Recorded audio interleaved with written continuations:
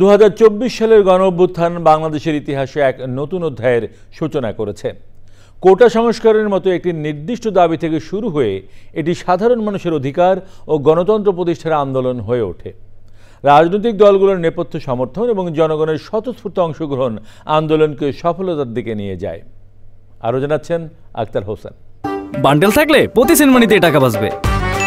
বিকাশ send money bundle কিনে জিতুন প্রতি লেনদেনে।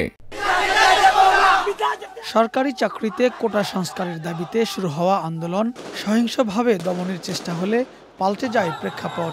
অল্প সময়ের মধ্যেই আন্দোলন ছড়িয়ে যায় দেশের প্রতিটি প্রান্তে। আন্দোলনে সরকারের দমন পীড়ন দল মত নির্বিশেষে সকল শ্রেণী পেশার মানুষকে বিক্ষুব্ধ করে তোলে।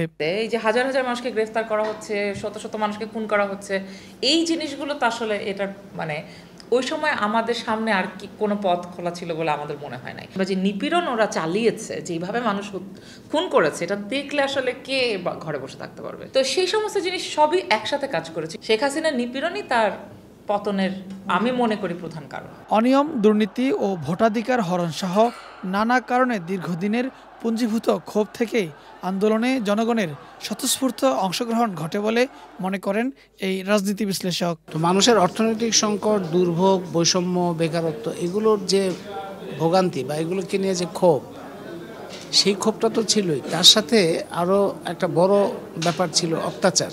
ক্ষোভটা একটা সামাজিক বিষণ্ণতায় পরিণত হল।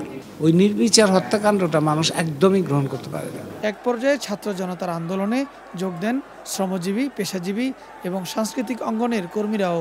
নেপথ্যে কৌশলী অংশগ্রহণ ছিল রাজনৈতিক দলগুলোরও। মানুষ কোনো নেতাকে দেখে আন্দোলনে যায়নি। 69-এ গেছে, 90-এ গেছে, কিন্তু এইবারে মানুষ কোনো নেতা দেখে যায়নি, কোনো দল দেখে যায়নি। এবং এইটাই ছিল এই গণঅভ্যুত্থান আবার আরেকটা শক্তি।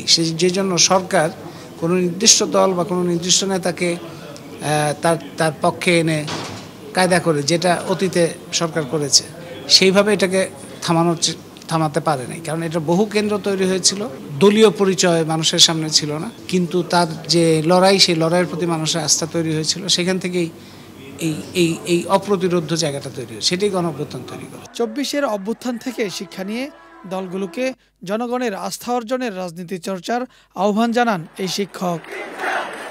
Akter Hossain, channel I, Dhaka.